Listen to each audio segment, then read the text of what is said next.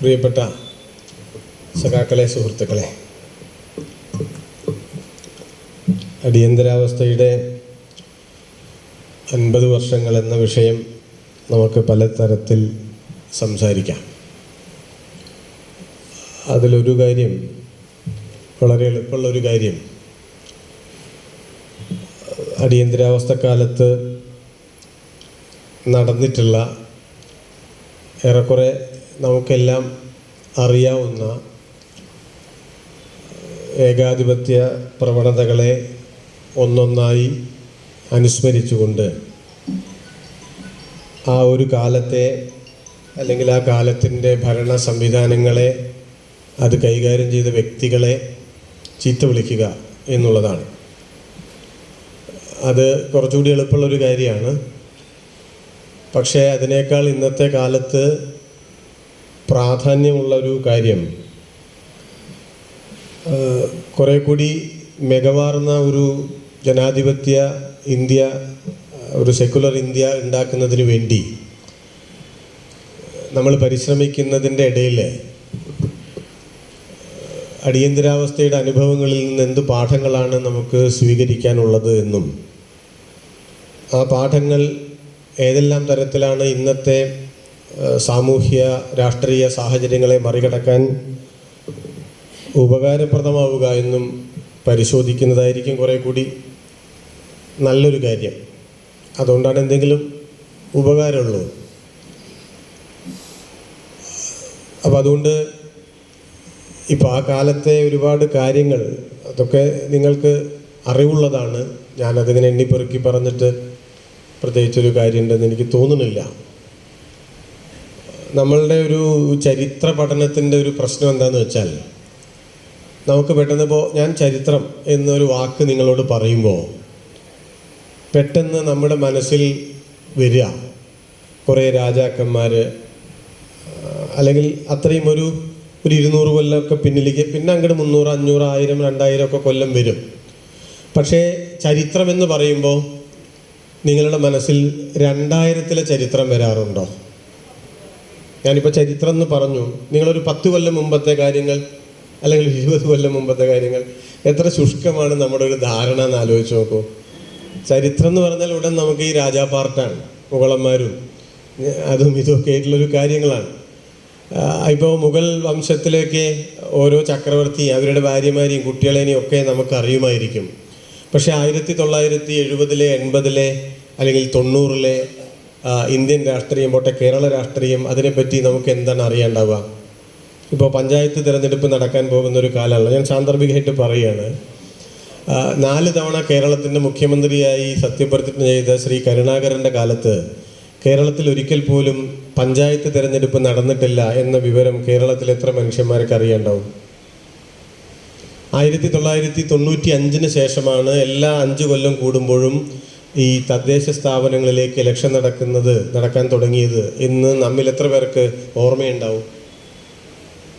ഓർമ്മയുണ്ടാവില്ല. അതിൻ്റെ ഒരു കാര്യം ഇതാണ്, ചരിത്രത്തെ നമ്മളൊരു 10 കൊല്ലം മുമ്പത്തെ ചരിത്രത്തെ ചരിത്രമായിട്ട് നമ്മൾ കണക്കാക്കണില്ല.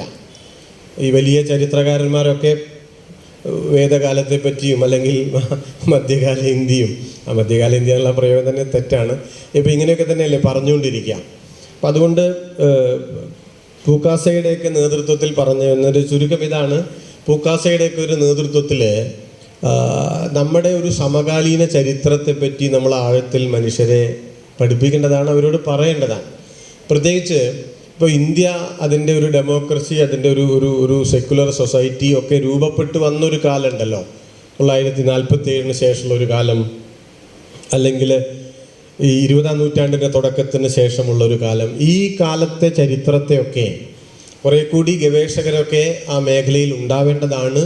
ചരിത്രം എന്ന് പറയുമ്പോഴേക്ക് അങ്ങോട്ട് ഓടി മൗര്യ സാമ്രാജ്യത്തിലേക്ക് തന്നെ പോയിട്ട് അവിടെ തന്നെ പരിശോധിച്ചോളണമെന്ന് നിർബന്ധമൊന്നുമില്ല. അതൊരു വഴിക്ക് നടക്കുന്നുണ്ട്. ഈ നമ്മുടെ സമകാലീന ചരിത്രം കൂടി, നമ്മുടെ ജനാധിപത്യത്തിൻ്റെ ചരിത്രം കൂടി, അല്ലെങ്കിൽ നമ്മുടെ മതേതരത്വത്തിൻ്റെ ചരിത്രം കൂടി വളരെ ഗൗരവമായി നമ്മുടെ ചരിത്ര വായനയുടെ പരിധിയിൽ നാം ഉൾപ്പെടുത്തണം എന്ന് ആമുഖമായിട്ട് ഞാൻ സൂചിപ്പിക്കുകയാണ്. അങ്ങനെ ഉൾപ്പെടുത്താത്തതിൻ്റെ, അങ്ങനെ പരിഗണിക്കാത്തതിൻ്റെ ഒരു കുറവ് അതിഭീകരമായിട്ടുള്ളൊരു മറവി ഈ വക കാര്യങ്ങളെ സംബന്ധിച്ച് നമ്മുടെ ജനങ്ങൾക്കുണ്ട് എന്നത് ഇന്നത്തെ ഇന്ത്യയിൽ കാര്യങ്ങൾ കുറെ കൂടി ദുഷ്കരമാക്കി തീർക്കും എന്നതുകൊണ്ടാണ് ഞാൻ അങ്ങനെ ഒരു നിർദ്ദേശം വയ്ക്കുന്നത്. അതുകൊണ്ട് അത്തരം കാര്യങ്ങൾ കൂടി നമ്മുടെ ഒരു ദൈനംദിന രാഷ്ട്രീയ ചർച്ചയുടെ ഭാഗമാക്കാൻ നമ്മളെല്ലാവരും ശ്രദ്ധിക്കണമെന്ന് സൂചിപ്പിക്കുകയാണ്. ഇപ്പോൾ നമുക്കെല്ലാം അറിയാവുന്നതുപോലെ അടിയന്തരാവസ്ഥ 1975 പ്രഖ്യാപിക്കപ്പെട്ടത്. കഷ്ടി 10-21 മാസക്കാലം അടിയന്തരാവസ്ഥ നിലനിൽക്കേണ്ടായി. അപ്പോൾ നമ്മൾ ചിലർ പറയാറുണ്ട് അടിയന്തരാവസ്ഥ എന്ന് പറയുന്നത് ഒരു അർദ്ധ ഫാസിസ്റ്റ് ഭീകരവാഴ്ചയാണ്. അപ്പോൾ ചിലർ പറയും ഇപ്പോൾ നടക്കുന്നത് അപ്രഖ്യാപിത അടിയന്തരാവസ്ഥയാണ്. ഈ ടേമുകളൊക്കെ വളരെ പ്രശ്നമുള്ളൊരു കാര്യമാണ്.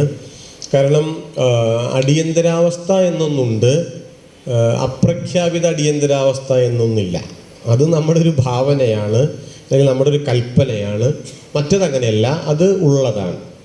അത് ഉള്ളതാണ് എന്ന് പറയുമ്പോൾ നമ്മൾ അതിൻ്റെ ഒരു സാഹചര്യം നിങ്ങൾക്ക് ഏറെക്കുറെ അറിയുമായിരിക്കുമെന്ന് ഞാൻ വിചാരിക്കുന്നു. അതുകൊണ്ടാണ് ഞാൻ പറഞ്ഞത്, ഞാൻ അതിൻ്റെ ഉണ്ടാവാനുള്ളൊരു കാരണം കാര്യങ്ങൾ അങ്ങനെ വളരെ ദീർഘിച്ച് വിവരിക്കണമെന്ന് ഞാൻ ഉദ്ദേശിക്കുന്നില്ല. നമുക്കെല്ലാവർക്കും ഏറെക്കുറെ അറിയാവുന്നത് പോലെ 1975 ഈ അടിയന്തരാവസ്ഥ പ്രഖ്യാപിക്കുന്നതിന് മുൻപ് 71 5ാമത്തെ ലോക്സഭാ ഇലക്ഷൻ നമ്മുടെ രാജ്യത്ത് നടക്കുന്നത്. ആ ഇലക്ഷനിൽ ഇന്ദിരാഗാന്ധിയുടെ നേതൃത്വത്തിൽ കോൺഗ്രസ് വലിയ ഭൂരിപക്ഷം നേടി. അതിലാണ് അവർ ഗരീബി ഹഠാവോ തുടങ്ങിയിട്ടുള്ള വളരെ ജനപ്രിയമായിട്ടുള്ള മുദ്രാവാക്യങ്ങളൊക്കെ കൊണ്ടുവരുന്നത്. താരതമ്യേന തെറ്റില്ലാത്തൊരു വിജയമാണ് അവർക്കുണ്ടായത്. അതിനുശേഷം 71 പാകിസ്ഥാനുമായിട്ടുള്ള യുദ്ധം, അതിലെ വിജയം, ബംഗ്ലാദേശിൻ്റെ രൂപീകരണം ഒക്കെ വ്യക്തിപരമായി തന്നെ ശ്രീമതി ഇന്ദിരാഗാന്ധിയെ ആഗോള രാഷ്ട്രീയത്തിൽ തന്നെ ഒരു ഐക്കണായി മാറ്റുന്ന ഒരു സാഹചര്യം ഉണ്ടായി. പക്ഷേ ആ ഒരു ഒരു ഒരു എന്താ പറയുക, മാധുര്യമുള്ള കനികൾ ഏറെക്കാലം നിലനിന്നില്ല. ഒരു 72, 73, 74 ആയപ്പോഴേക്ക് ഇന്ത്യയുടെ സാമ്പത്തിക സ്ഥിതി വളരെ ദയനീയമായി. വളരെ അരാജകത്വങ്ങൾ പല സ്ഥലത്തും ഉണ്ടായി. അഴിമതി വളരെ സാർവത്രികമായി. അഭയാർത്ഥി പ്രവാഹം, അതിനെ നമുക്ക് വേണ്ടതുപോലെ കൈകാര്യം ചെയ്യാൻ പറ്റിയില്ല. ഇങ്ങനെ 100,000 പ്രശ്നങ്ങൾ ഉണ്ടാകുമ്പോഴാണ് ജയപ്രകാശ് നാരായണൻ്റെ നേതൃത്വത്തിൽ സമ്പൂർണ്ണ വിപ്ലവം എന്ന, അദ്ദേഹത്തിന് തന്നെ വേണ്ടത്ര തീർച്ചയില്ലാത്ത, അതൊന്നും ഇപ്പോൾ പലരും പറയാറില്ല, ഞാനത് ആവർത്തിച്ച് ആ വാചകം പറയുകയാണ്, എന്താണ് ഈ സാധനം എന്ന് അദ്ദേഹത്തിന് തന്നെ വേണ്ടത്ര തീർച്ചയില്ലാത്ത സമ്പൂർണ്ണ വിപ്ലവം എന്ന വളരെ പെരിഫറലായിട്ടുള്ള ഒരു മുദ്രാവാക്യവുമായിട്ട് ജയപ്രകാശ് നാരായൺ രംഗത്ത് വരുന്നത്. അദ്ദേഹം മാത്രമല്ല, ആ ഒരു കാലത്താണ് ഇന്ദിരാഗാന്ധിക്കെതിരെ മത്സരിച്ച് തോറ്റുപോയിട്ടുള്ള രാജ്നാരായണൻ അലഹബാദ് ഹൈക്കോടതിയിൽ കൊടുത്തിട്ടുള്ള കേസ് വിധിയായി വരുന്നത്. ഇന്ദിരാഗാന്ധിയുടെ പാർലമെൻറ്റ് അംഗത്വം റദ്ദ് ചെയ്യുന്നത്, അവർക്ക് 6 കൊല്ലത്തോളം തെരഞ്ഞെടുപ്പിൽ മത്സരിക്കാൻ പറ്റില്ല എന്ന് ഹൈക്കോടതി പറയുന്നത്, അവർ സുപ്രീം കോടതിയിൽ അപ്പീൽ പോകുന്നത്, സുപ്രീം കോടതി ഉപാധികളോടെ അവർക്ക് അതിൻ്റെ ഫുൾ ബെഞ്ച് താമസിയാതെ തന്നെ വാദം കേൾക്കും. അതുവരെ പാർലമെൻറ്റ് അംഗമായി തുടരാം, പക്ഷേ വോട്ടെടുപ്പിലൊന്നും പങ്കെടുക്കാൻ പറ്റില്ല എന്ന ഒരു ഇടക്കാല വിധി ജസ്റ്റിസ് കൃഷ്ണയ്യർ നൽകുന്നത്. ഇതെല്ലാം നമുക്കറിയാവുന്നൊരു കാര്യമാണ്. ആ സന്ദർഭത്തിലാണ് ഭരണഘടനയെ ഉപയോഗപ്പെടുത്തിക്കൊണ്ട്, അതാണ് നമ്മൾ ശ്രദ്ധിക്കേണ്ടുന്ന ഒരു കാര്യം, ഭരണഘടനയുടെ 352 വകുപ്പ് ഉപയോഗപ്പെടുത്തിക്കൊണ്ട്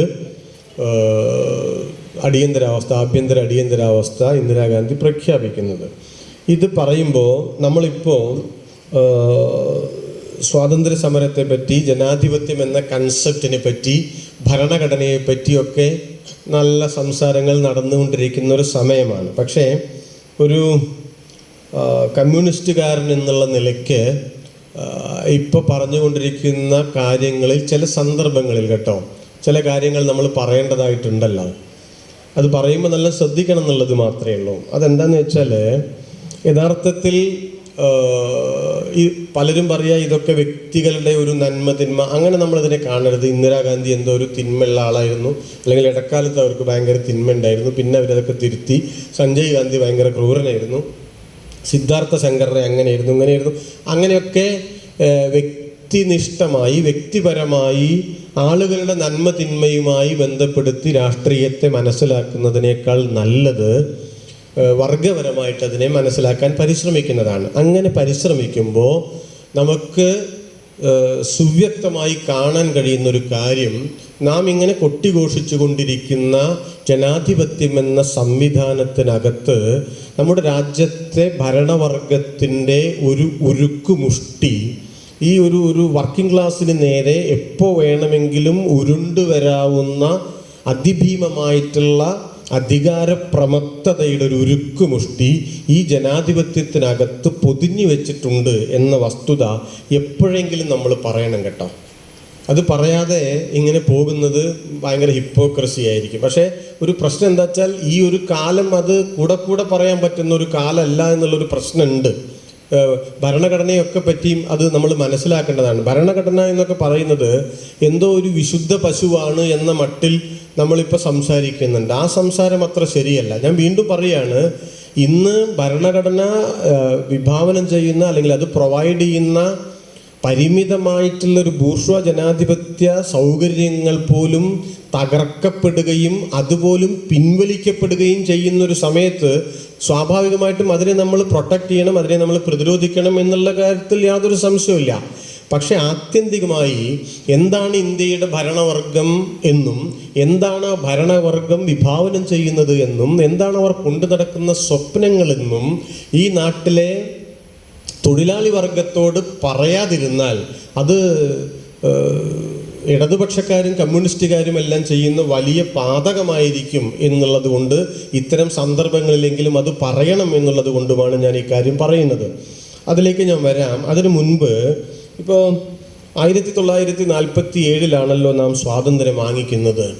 ആ സമയത്ത് അതിന് തൊട്ട് ഇപ്പോൾ 75 വർഷമായി ഇക്കാലം വരെ നിരന്തരമായി കേട്ടുകൊണ്ടിരിക്കുന്ന ഒരു കാര്യം എന്താണെന്ന് വെച്ചാൽ, ഒരു ആക്ഷേപം എന്നുള്ള നിലയ്ക്ക് ഈ സ്വാതന്ത്ര്യത്തിൽ ഇന്ത്യയിലെ ഇടതുപക്ഷക്കാർക്ക് വിശേഷിച്ച് കമ്മ്യൂണിസ്റ്റുകാർക്ക് വലിയ റോളൊന്നുമില്ല, അവർ സ്വാതന്ത്ര്യം പൂർണ്ണമായിരുന്നില്ല എന്ന അഭിപ്രായം പറഞ്ഞവരാണ്. പിന്നെ അതുകൊണ്ട് 47 കിട്ടിയ സ്വാതന്ത്ര്യത്തിൽ, അല്ലെങ്കിൽ കിട്ടിയ എന്ന് പറയാൻ പാടില്ല കേട്ടോ, വാങ്ങിയ എന്ന് പറയണം. നമ്മുടെ ഓരോ തെറ്റായ പ്രയോഗങ്ങളാണ്, സ്കൂളിൽ പഠിച്ചിട്ട് ശീലിച്ചു പോയതാണ്. നമ്മൾ വാങ്ങിയിട്ടുള്ള സ്വാതന്ത്ര്യത്തിൽ വേണ്ടത്ര സ്വാതന്ത്ര്യമില്ല, അതിൽ കുറേ കുറവുണ്ട് എന്നൊക്കെ പറഞ്ഞ് നടന്നിരുന്ന ആണ് ഇവന്മാർ. ഇവർക്ക് എന്താണ് ഇതിലൊരു റോള് എന്ന മട്ടിൽ പലരും സൂചിപ്പിക്കാറുണ്ട്. യഥാർത്ഥത്തിൽ 1900 ശേഷം, വിശേഷിച്ച് 1920 ശേഷമാണ് നമ്മൾ ഇന്ന് കാണുന്ന ഇന്ത്യ എന്ന രാജ്യത്തിൻ്റെ ഒരു കൺസെപ്റ്റ് രൂപപ്പെട്ടു വന്നത് എന്ന് മനസ്സിലാക്കണം. അതിനു മുമ്പേ ഇന്ത്യ ഒന്നുമില്ല. ആളുകൾ കള്ളം പറയുന്നതാണ്. ഇപ്പോൾ 2000 കൊല്ലം മുമ്പത്തെ ഇന്ത്യ, 500 കൊല്ലം മുമ്പത്തെ ഭാരതം എന്നൊക്കെ പച്ച നുണ പറയുന്നതാണ്, അല്ലെങ്കിൽ വിവരമില്ലായ്മ പറയുന്നതാണ്. അന്ന് ഇന്നത്തെ ഒരു സൗകര്യത്തിന് വേണ്ടി നമ്മൾ മുഗളന്മാരുടെ ഇന്ത്യ എന്നൊന്നും അക്ബർ വിളിച്ചതല്ല കേട്ടോ, വല്ലാത്തൊരു കഷ്ടം തന്നെ. അല്ലെങ്കിൽ എന്താണ് വിക്രമാദിത്യൻ്റെ ഇന്ത്യ, അശോകൻ്റെ ഇന്ത്യ എന്നൊക്കെ അശോകൻ വിളിച്ചതല്ല. നമ്മളിപ്പോൾ ഒരു സൗകര്യത്തിന് വേണ്ടി പരസ്പരം മനസ്സിലാക്കാൻ വേണ്ടി പറയുന്നതായിട്ട് വേണം നമ്മളതിനെ മനസ്സിലാക്കാൻ. ഇന്ത്യ എന്ന് പറയുന്ന ഈ ആധുനികമായിട്ടുള്ള ഒരു രാഷ്ട്ര സങ്കല്പം ഒരു 150 പരമാവധി 200 കൊല്ലത്തിൻ്റെ ഇപ്പുറം മാത്രം രൂപപ്പെട്ടു വന്നൊന്നാണ്. അത് വിശദമായി സംസാരിക്കേണ്ടുന്ന ഒരു വിഷയമാണ്. ഇന്നത്തെ നമ്മുടെ ഒരു വിഷയം അതല്ലാത്തതുകൊണ്ട് ഞാൻ ആ കാര്യം പറയുന്നില്ല, ഒന്ന് സൂചിപ്പിച്ചു പോകുന്നു മാത്രമേ ഉള്ളൂ. അപ്പോൾ 1920 ശേഷമാണ് കുറേ കൂടി കോൺക്രീറ്റ് ആയ രൂപത്തിൽ ബ്രിട്ടീഷുകാർ ഇന്ത്യ വിട്ടു പോയാലുള്ള ഇന്ത്യ എങ്ങനെയായിരിക്കണം എന്നതിനെ പറ്റിയിട്ടുള്ള ഒരു ധാരണയുണ്ടായത്. അപ്പോൾ പലതരം ചർച്ചകളുണ്ടായി, അല്ലെങ്കിൽ പലതരം അഭിപ്രായങ്ങളും ആശയങ്ങളും ഉണ്ടായി. അതിലൊരു അഭിപ്രായം ഇന്നത്തെ നമ്മുടെ ഇന്ത്യയാണ്, ഈ democratic secular so-called socialist India എന്ന് പറയുന്ന, അല്ലെങ്കിൽ ഫെഡറൽ ഇന്ത്യ എന്ന് പറയുന്ന ഒരു ഇന്ത്യ. ഇതാണ് ദേശീയ പ്രസ്ഥാനം പൊതുവിൽ കൊണ്ടു നടന്ന ഇന്ത്യയെ പറ്റിയിട്ടുള്ള ഒരു സങ്കല്പം എന്ന് പറയുന്നത്. അതിന് സമാന്തരമായി 1920 തൊട്ട് തന്നെ സഞ്ചരിച്ച രൂപപ്പെട്ടു വന്ന മറ്റൊരു കാര്യം ഹിന്ദു ഇന്ത്യ എന്നുള്ളതാണ്.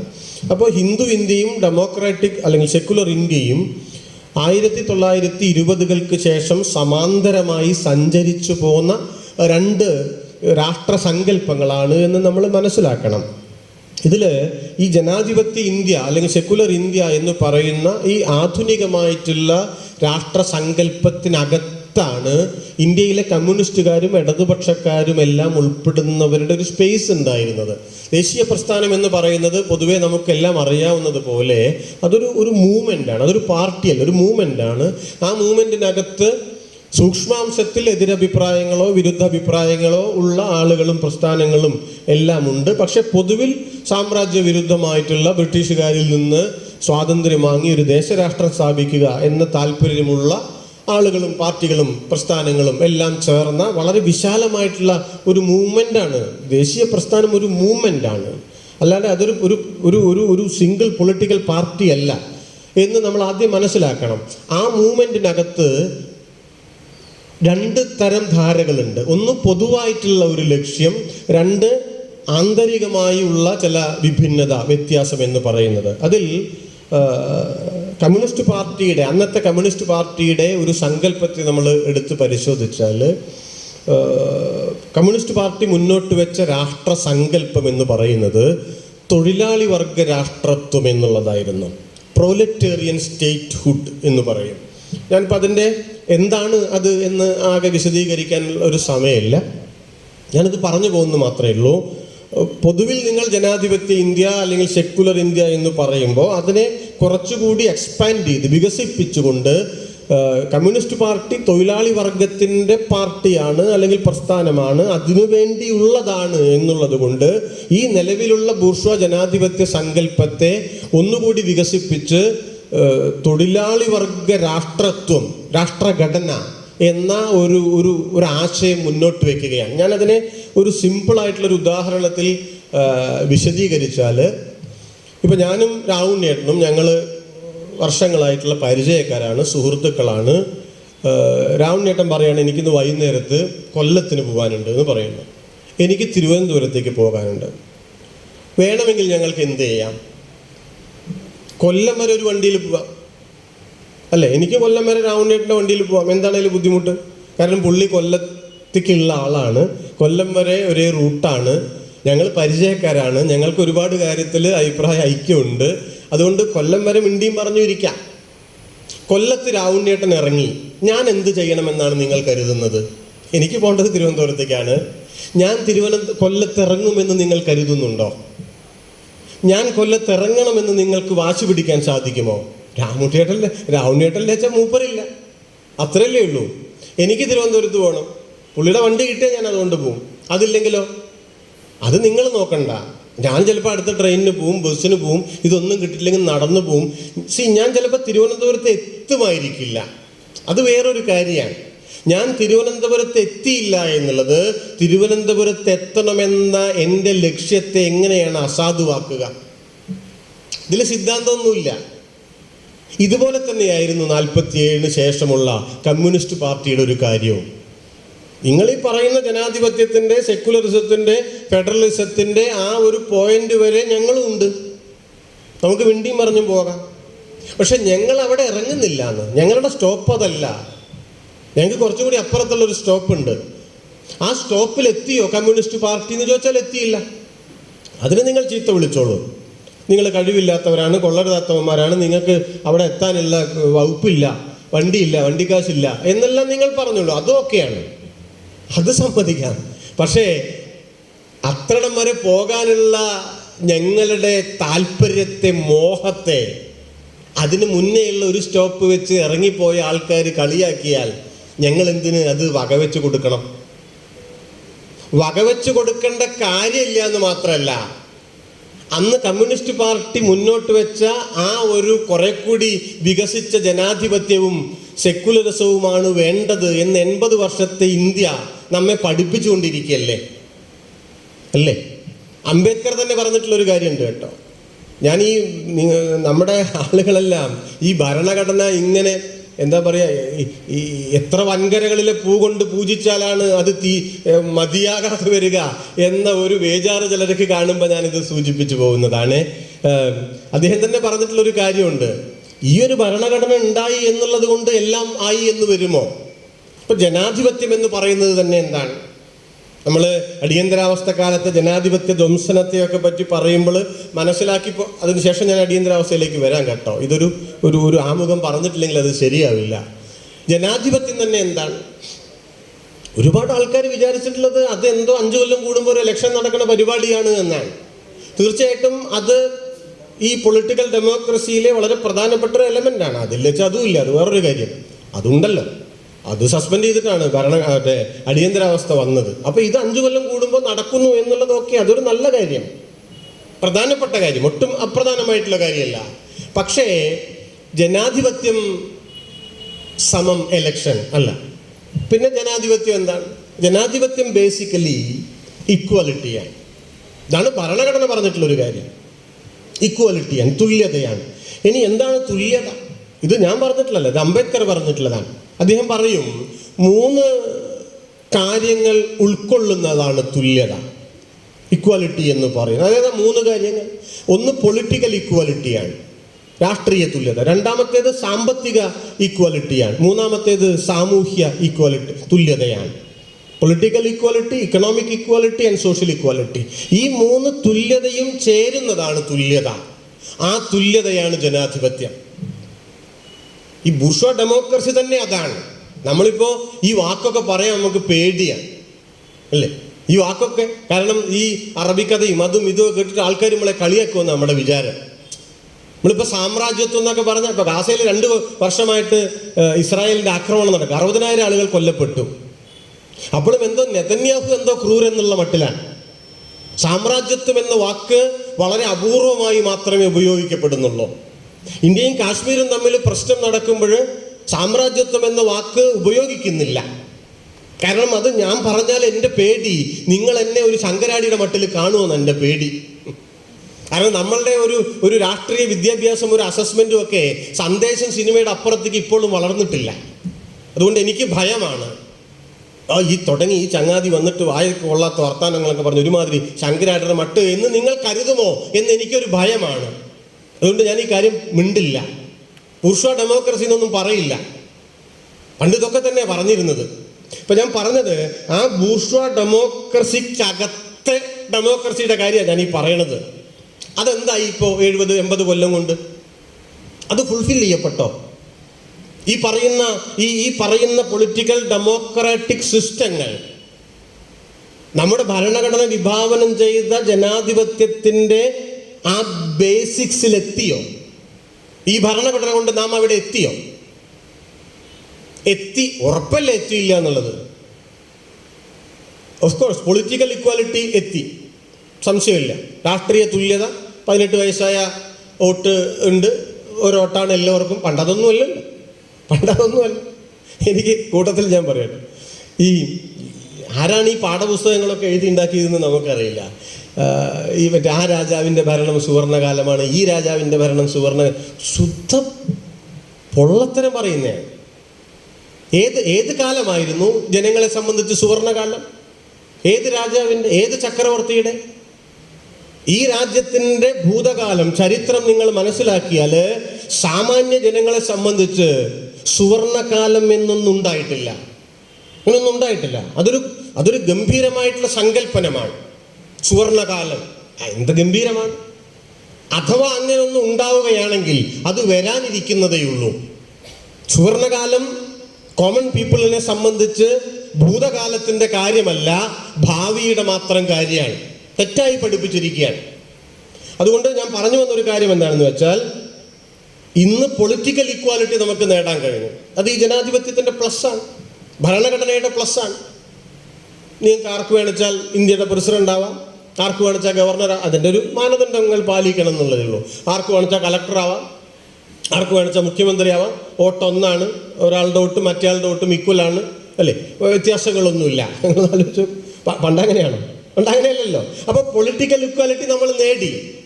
എന്താണ് സോഷ്യൽ ഇക്വാലിറ്റിയുടെ, ഇക്കണോമിക് ഇക്വാലിറ്റിയുടെ കാര്യം? അത് എവിടെ എത്തിയിട്ടില്ല. ഞാനതിൻ്റെ ഒരു കണക്കും കാര്യങ്ങളൊന്നും ഇതുപോലെയുള്ള ഒരു സദസ്സിൽ പറയണ്ടല്ലോ. എവിടെ എത്തിയിട്ടില്ല എന്ന് മാത്രമല്ല, അതിങ്ങനെ പിടിച്ചാൽ എന്താ പറയുക, കൂടാൻ പറ്റാത്ത മട്ടിൽ അകന്നകന്ന് പോയിക്കൊണ്ടിരിക്കുകയാണ്.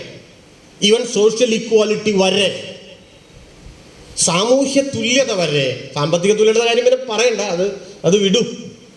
സാമൂഹിക തുല്യത വരെ പിടിച്ചാൽ കൂടാത്ത മട്ടിലേക്ക് ഈ 75-80 വർഷത്തെ ജനാധിപത്യ പ്രക്രിയയുടെ ഒരു നടത്തിപ്പിന് ശേഷം, ഭരണഘടനയുടെ ഇംപ്ലിമെന്റേഷന്റെ നടത്തിപ്പിന് ശേഷം നമ്മൾ എത്തി നിൽക്കുന്ന ഒരു പോയിന്റ് എവിടെയാണ്?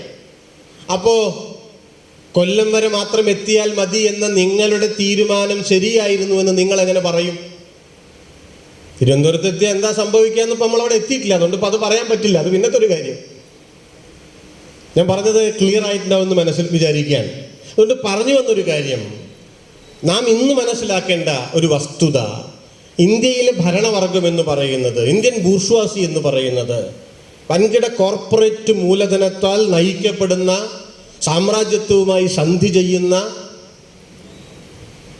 ഒരു ഭരണ സംവിധാനമായിട്ടുള്ള ഇന്ത്യയുടെ ഭരണകൂടം എന്ന് പറയുന്നത് ജനാധിപത്യത്തിൻ്റെയും സെക്യുലറിസത്തിൻ്റെയും ഭരണഘടനയുടെയും ഈ വർണ്ണ പകിട്ടുള്ള തുണി ഉണ്ടല്ലോ, ഈ തുണി കൊണ്ട് അതിൻ്റെ ഭീകരമായിട്ടുള്ള മർദ്ദക സംവിധാനങ്ങളെ പൊതിഞ്ഞു വെച്ചിട്ടുണ്ട് എന്ന വസ്തുത ഇടയ്ക്കെങ്കിലും ജനങ്ങളോട് പറയണമെന്നുള്ളതാണ്. അതുകൊണ്ട് നിങ്ങൾ ഞങ്ങളെ അംഗീകരിക്കുന്നുണ്ടെങ്കിൽ, നിങ്ങൾ ഞങ്ങളുടെ ഇംഗിതത്തിന് വെളിയിലേക്ക് പോകുന്നില്ല എങ്കിൽ ഞങ്ങൾ ഈ മട്ടിലൊക്കെ പോകും. പക്ഷെ എപ്പോഴാണ് നിങ്ങൾ ഞങ്ങളുടെ ഇംഗിതങ്ങളുടെ ലക്ഷ്മണരേഖ മുറിച്ചു കടക്കുന്നത്? അപ്പോഴ് ഈ JCB വരും. ഈ പട്ടുകൊണ്ട് മൂടി വയ്ക്കപ്പെട്ട ഈ JCB നിങ്ങളുടെ അധികാരത്തെ, നിങ്ങളുടെ ജനാധിപത്യത്തെ, നിങ്ങളുടെ മൗലികാവകാശങ്ങളെ മാന്തി കീറാൻ എപ്പോ വേണമെങ്കിലും ഉരുണ്ടുരുണ്ടു വരും. അങ്ങനെ ഉരുണ്ടു വരുന്നത് നിങ്ങൾ ഈ പറയുന്ന ഭരണഘടനയുടെ ഉൾപേജുകളിൽ നിന്ന് തന്നെ ആയിരിക്കും എന്നുള്ളതാണ് അടിയന്തരാവസ്ഥയുടെ പാഠം എന്ന് പറയുന്നത്.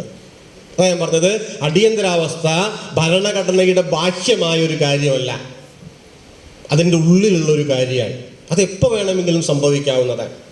അങ്ങനെ സംഭവിക്കുക എന്നത്, ആ ഒരു സാധ്യത എന്ന് പറയുന്നത് ഏതെങ്കിലും ഒരു വ്യക്തിയുടെ ക്രൂരതയുടെ കാര്യമാണ് എന്നൊക്കെ ലളിത വായന നടത്തുന്നത് എന്താ. അപ്പം അങ്ങനെയൊക്കെ നടത്തുന്നവരെ പറ്റി നമുക്ക് ഒരു കമൻ്റ് ഒന്നും പറയാൻ ഞാൻ ആളല്ല.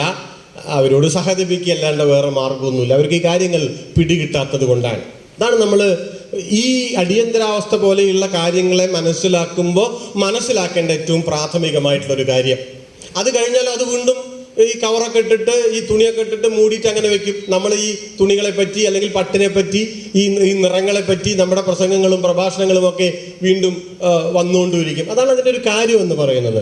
അടിയന്തരാവസ്ഥയുടെ ഒരു പർട്ടിക്കുലർ ഒരു കാലത്തേക്ക് വന്നാൽ, ഞാൻ ഇപ്പോൾ നടക്കുന്ന കുറേ വിവാദങ്ങളൊക്കെ ഉണ്ടല്ലോ, ആ കാലത്ത് നടന്നിട്ടുള്ള അതിഭീകരമായിട്ടുള്ള മനുഷ്യാവകാശ ധ്വംസനങ്ങളോ അതിനൊന്നും പറ്റി പറയേണ്ടുന്നൊരു കാര്യമില്ല. ഞാൻ കൂട്ടത്തിലൊരു തമാശ നിങ്ങളോട് പറയാൻ കേട്ടോ.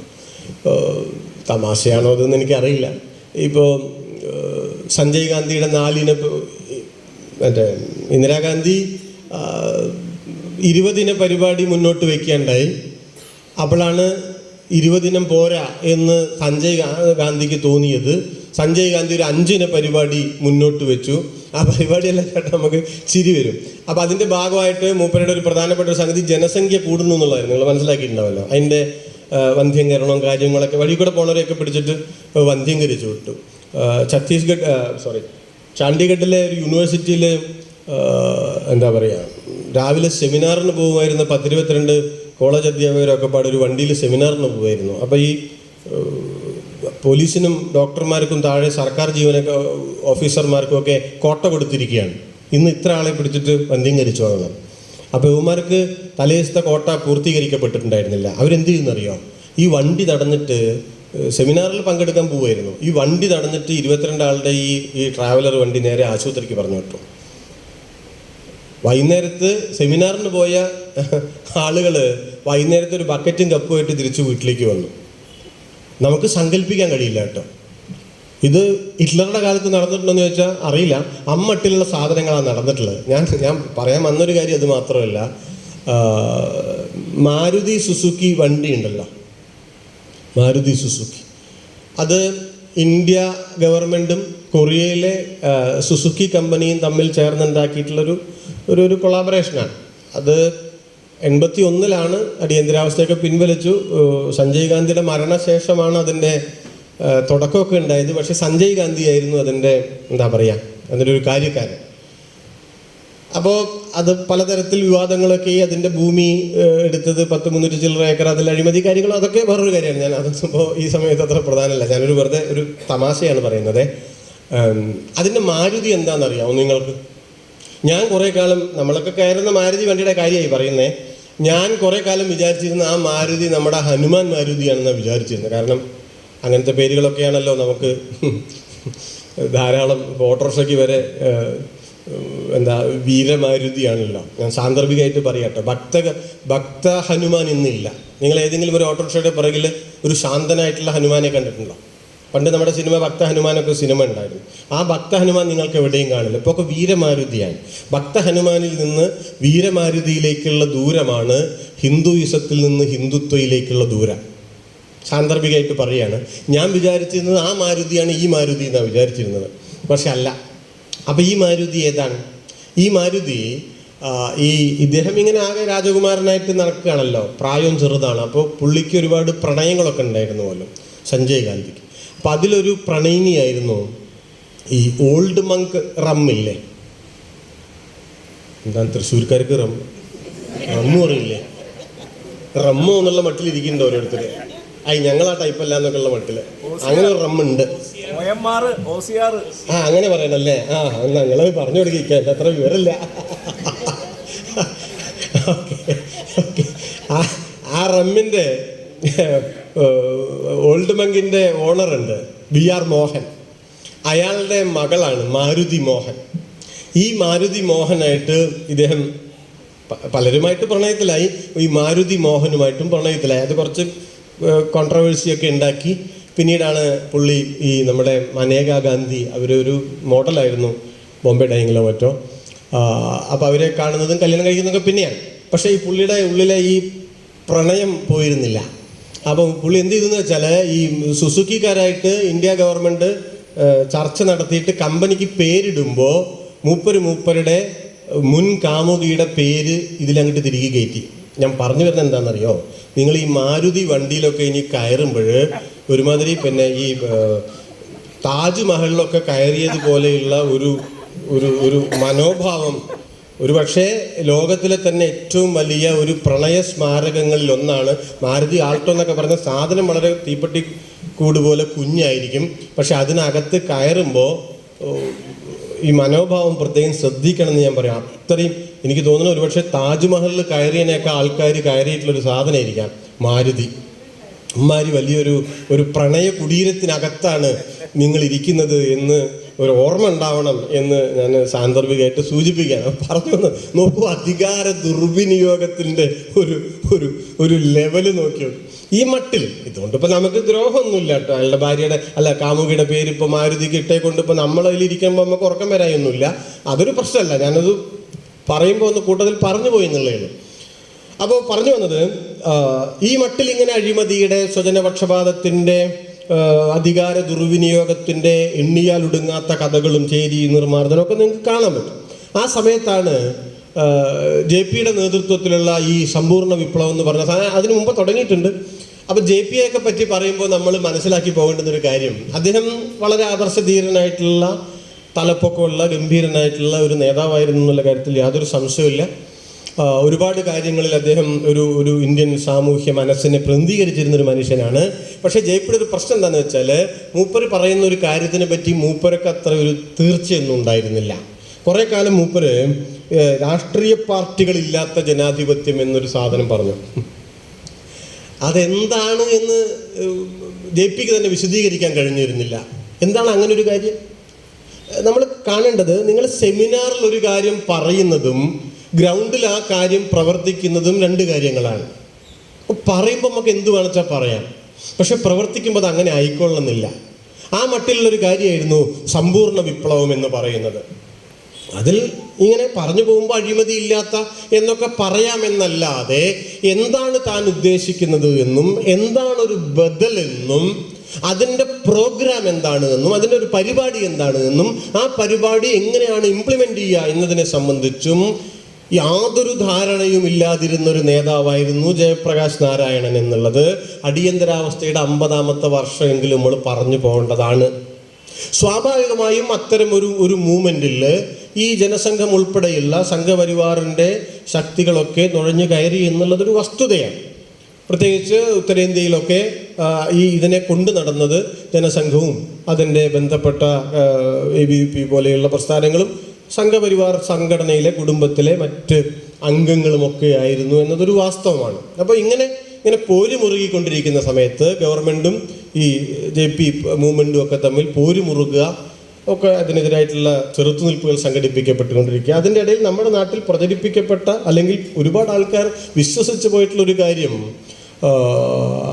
RSS അടിയന്തരാവസ്ഥക്കെതിരെ തീവ്രമായ നിലപാടെടുത്ത് വലിയ പോരാട്ടം നടത്തിയിട്ടുള്ളൊരു പ്രസ്ഥാനമാണ് എന്നതാണ്. അത് ശുദ്ധമായിട്ടുള്ളൊരു അറിവില്ലായ്മയാണ്. RSSൻ്റെ നേതാക്കളെ, ജനസംഘത്തിൻ്റെ ഉൾപ്പെടെ നേതാക്കളെ ഇന്ദിരാഗാന്ധി ജയിലിലടച്ചിരുന്നു എന്നുള്ളത് വസ്തുതയാണ്. അത് അവരെ മാത്രമല്ല, അത് ഒരുപാട് ആൾക്കാരെ അവർ ജയിലിലടച്ചിരുന്നു. അതൊരു ഒരു മുൻകരുതൽ എന്നുള്ള നിലയ്ക്ക്. പക്ഷേ അടിയന്തരാവസ്ഥ കാലത്ത് RSSൻ്റെ നേതാവായിരുന്ന ദേവറസ് 3 കത്തുകൾ പ്രധാനമന്ത്രിയായിരുന്ന ഇന്ദിരാഗാന്ധിക്ക് അയക്കുന്നുണ്ട്. നിങ്ങൾ ആരെങ്കിലുമൊക്കെ അത് കണ്ടിട്ടുണ്ടാവും എന്ന് ഞാൻ വിചാരിക്കുകയാണ്. പഴയ ഒരു 5-6 കത്തുകളെ അനുസ്മരിപ്പിക്കുന്ന മട്ടിൽ ഇന്ദിരാഗാന്ധിക്ക് 3 കത്തുകൾ ദേവറസ് അയക്കുന്നുണ്ട്. ആ കത്തുകളിലെല്ലാം അദ്ദേഹം ആവർത്തിച്ച് പറയുന്ന ഒരു കാര്യം എന്താണെന്ന് വെച്ചാൽ, ഇന്ത്യ ഗവൺമെൻറ്റിനെതിരായി, ശ്രീമതി ഗാന്ധിക്കെതിരായി, ഭരണകൂടത്തിൻ്റെ താല്പര്യത്തിനെതിരായി RSSൻ്റെ ഭാഗത്തുനിന്ന് യാതൊരു നീക്കങ്ങളും ഉണ്ടാകില്ല എന്നുള്ളതാണ്. ഞാൻ പറഞ്ഞു വന്നൊരു കാര്യം, എല്ലാ കാലത്തും ഇന്ത്യയിലെ ഹിന്ദുത്വം എന്ന് പറയുന്ന സാമൂഹ്യ രാഷ്ട്രീയ പ്രസ്ഥാനം അധികാരി വർഗത്തോട്, ഭരണകൂടത്തോട് നിരന്തരമായ അതിൻ്റെ മുമ്പിൽ മുട്ടുമടക്കുകയും അതിൻ്റെ പാദസേവ നടത്തുകയും ചെയ്തു പോന്നിരുന്നൊരു പ്രസ്ഥാനമാണ് എന്നുള്ളതാണ്. ആ ഒരു കാര്യം സ്വാതന്ത്ര്യ പ്രസ്ഥാനത്തിൻ്റെ കാലത്ത് ഇപ്പോൾ തിരിച്ചൊന്നും പറയാൻ ഇപ്പോൾ അവരിൽ വകുപ്പൊന്നുമില്ല.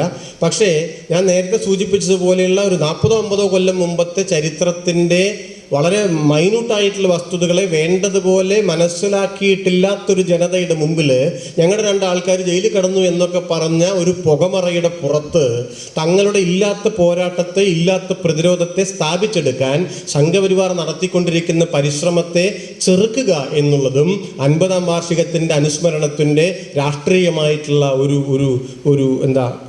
ഉള്ളടക്കമായിരിക്കണം എന്ന് ഞാൻ സാന്ദർഭികമായിട്ട് സൂചിപ്പിക്കുകയാണ്. മറ്റൊരു കാര്യം, നമുക്കറിയാമല്ലോ, 77 മാർച്ച് മാസത്തിലാണ് തെരഞ്ഞെടുപ്പ് ഉണ്ടാകുന്നത്. അപ്പോൾ 10-21 മാസം അടിയന്തരാവസ്ഥ നിലനിന്നു. 77 ജനുവരി മാസത്തിലാണ് ഇന്ദിരാഗാന്ധി ഇന്ത്യയിൽ തെരഞ്ഞെടുപ്പ് നടത്തുകയാണ് എന്ന പ്രഖ്യാപനം നടത്തിയത്. ആ സമയത്ത് ഇന്ദിരാഗാന്ധി നിരന്തരമായി JPയോടും അദ്ദേഹത്തിൻ്റെ മൂവ്മെൻറ്റിനോടും അടിയന്തരാവസ്ഥയെ എതിർത്ത് പോരുന്ന ആളുകളോടും പറഞ്ഞു പോന്നിരുന്നൊരു കാര്യം, എനിക്ക് ജനങ്ങളുടെ മാൻഡേറ്റ് ഉണ്ട്, നിങ്ങൾ ഇത് എതിരാണെങ്കിൽ ജനങ്ങളുടെ കോടതിയിൽ എന്ന് വെച്ചാൽ ഇലക്ഷനിൽ മത്സരിച്ച് നിങ്ങളൊരു ബദലാണ് എന്ന് തെളിയിക്കൂ. ഇതായിരുന്നു അവരുടെ ഒരു വെല്ലുവിളി എന്ന് പറയുന്നത്. അങ്ങനെ അവർ ഇലക്ഷൻ പ്രഖ്യാപിക്കുന്നു. അങ്ങനെയാണ് ആ വെല്ലുവിളി ഏറ്റെടുക്കാൻ ഇന്ത്യയിലെ പ്രതിപക്ഷം, വിശേഷിച്ച് ജയപ്രകാശ് നാരായണൻ്റെ നേതൃത്വത്തിലുള്ള ഒരു സംഘമൊക്കെ തീരുമാനിക്കുന്നത്. അങ്ങനെ തീരുമാനിച്ച് 77 ജനുവരി മാസത്തിലാണ് ജനതാ പാർട്ടി ഉണ്ടാക്കുന്നത്. അപ്പോൾ ഇപ്പോൾ ഇന്നത്തെ ഒരു കണ്ടംപററി പൊളിറ്റിക്സിൽ വലിയ വിവാദങ്ങളും കള്ളപ്രചരണങ്ങളും നടന്നുകൊണ്ടിരിക്കുന്ന ഒരു ഏരിയയാണ് എന്നുള്ളതുകൊണ്ട് ഞാൻ അത് സൂചിപ്പിക്കാൻ. ആ കാര്യം എന്താണെന്ന് വെച്ചാൽ, അടിയന്തരാവസ്ഥയിൽ RSSുമായി ചേർന്ന് ഇന്ത്യയിലെ കമ്മ്യൂണിസ്റ്റ് പാർട്ടികൾ യോജിച്ച് പ്രവർത്തിച്ചുവെന്നും ഇന്ദിരാഗാന്ധിയെ എതിർത്തിരുന്നുവെന്നും അത്തരം കാര്യങ്ങൾ പിൽക്കാലത്ത് സംഘപരിവാറിന് ഇന്ത്യയിൽ വേരോട്ടമുണ്ടാക്കാൻ കാരണമായിട്ടുണ്ട് എന്നും നമ്മുടെ അല്പജ്ഞാനം വെച്ച് നമ്മളിങ്ങനെ ചിലർ പറഞ്ഞുകൊണ്ടിരിക്കുകയാണ്. യഥാർത്ഥത്തിൽ എന്താണ് വസ്തുത എന്ന് പറയുന്നത്? അടിയന്തരാവസ്ഥയിലെ ഭീകരത, ഭരണഘടനയെ തന്നെ സസ്പെൻഡ് ചെയ്തിട്ടുള്ള കാര്യം, കോടതികൾ തന്നെ മിണ്ടാണ്ടിരിക്കുന്ന കാര്യം, പ്രസ് 100-300ഓളം കുൽദീപ് നയ്യാരെ പോലെയുള്ള വലിയ പ്രാമാണികരായിട്ടുള്ള പത്രാധിപന്മാരുൾപ്പെടെ വലിയ പത്രാധിപന്മാർ 100-300 ആൾക്കാർ ജയിലിലാവുന്ന കാര്യം, ഇത്തരം കാര്യങ്ങൾ നടക്കുമ്പോൾ സ്വാഭാവികമായും ഒരു പ്രതിപക്ഷം എന്ത് ചെയ്യുമെന്നാണ് നാം പ്രതീക്ഷിക്കുക. ഇത് ഞാൻ വേറൊരു ഉദാഹരണം പറയാം കേട്ടോ. ഇപ്പോൾ ഇവിടെ നമ്മളെല്ലാവരും ഇരുന്ന് സംസാരിച്ചുകൊണ്ടിരിക്കുന്നു. പെട്ടെന്ന് ഇവിടെ ഒരു അപകടമുണ്ടായി എന്ന് കരുതുക. എന്തെങ്കിലും ഉണ്ടാവാതിരിക്കട്ടെ, ഞാൻ വെറുതെ പറയുന്നതാണ്.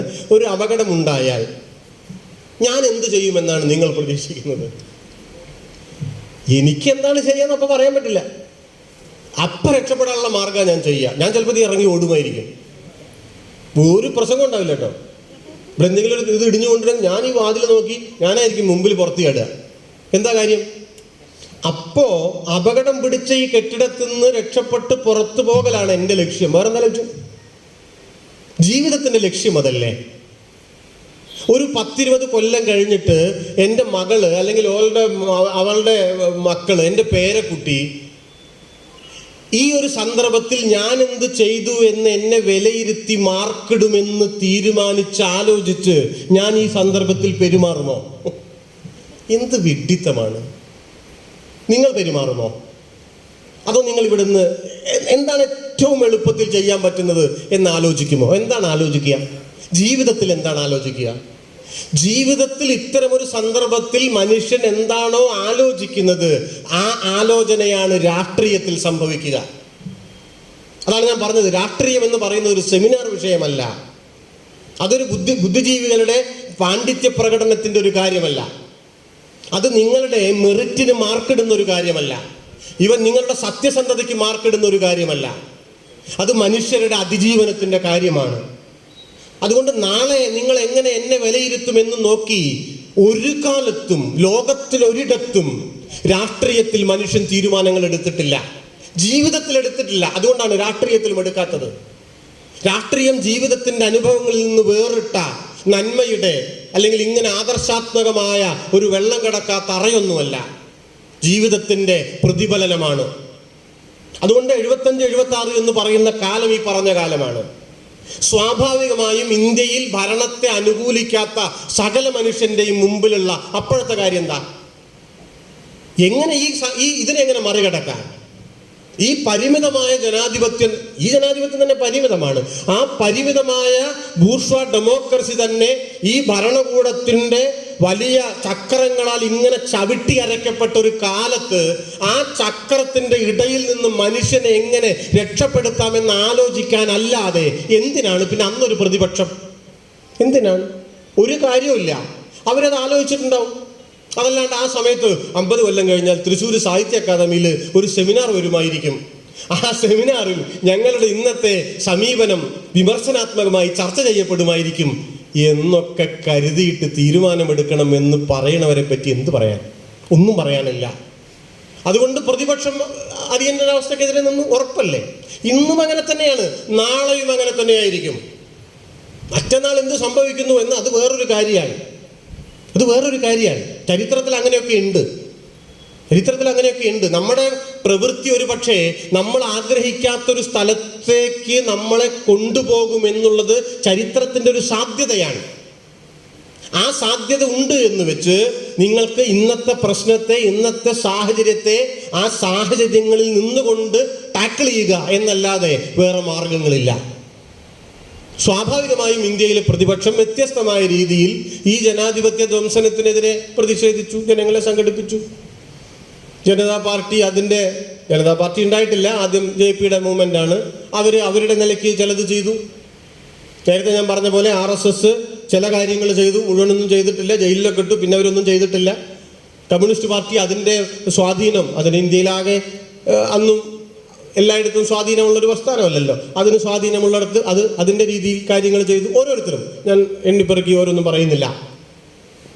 അതിനെല്ലാം ഒത്തൊരുമിച്ച് ഒരു കൂട്ടായിട്ടുള്ളൊരു കാര്യം വന്നത് 77 ജനുവരി മാസത്തിൽ ഇലക്ഷൻ പ്രഖ്യാപിച്ചതിന് ശേഷമാണ്.